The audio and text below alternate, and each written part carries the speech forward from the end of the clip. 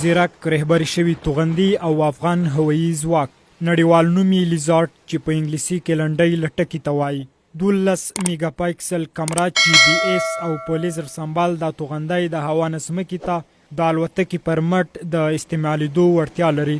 تر 150 کیلومترو پورې واټن په خپل چارج باندې وهي. د افغانستان دا لومړی توغندی دی چې د هوا نسمکې ته استعمالیږي. 3 ډوله د استعمالیدو وړتیا لري. اول لیزر. د لیزر نه مطلب هغه لیزر نه دی کوم چې په M4 اسلحه کې د سرې کرښې په شان وي. دا یو ډول رادیو اکټیو شعاع ده کوم چې د دښمن مخابرې، رادار او برېښنایي آلاتو نه رامنځته کیږي. دوهم GPS. د سټلایټ یا مصنوعي سپوږمۍ په واسطه کومه نقطه کې چې GPS چې پروت وي هلته ځان رسوي.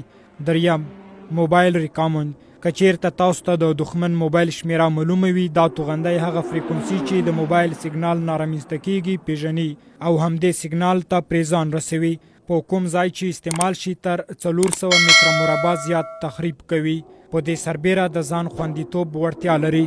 د امریکا تاد او پیټریوټ توغندیو ضد دفاعي سیستم او همدارنګه د روس S300 S400 S500 نه پرته د نړۍ د توغندیو ضد دفاعي سیستمونه یې نشي کشف کولی.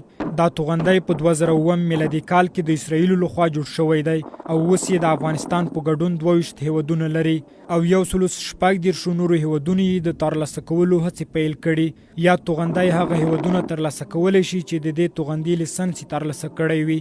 افغانستان وروسته د اسرائیلو، امریکا متحده ایالاتو، جرمني، انګلستان، جاپان، برازیل هیوادونو څخه اووم هیواد و چې د شپږو میاشتو تمریناتو وروسته د توغندي لیسنس په 2014 میلادي کال کې لاسته راوړ.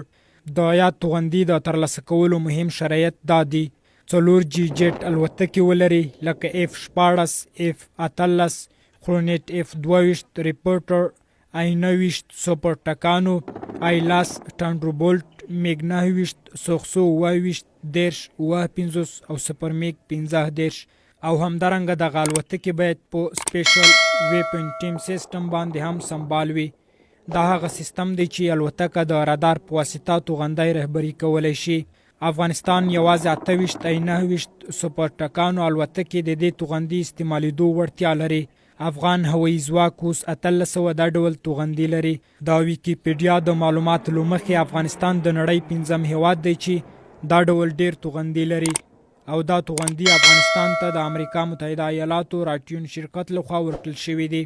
پاکستان په 2019 میلادي کال کې د امریکا متحده ایالاتو نه غوښتنه وکړه خو تر اوسه یې یا توغندي نه دي ترلاسه کړي.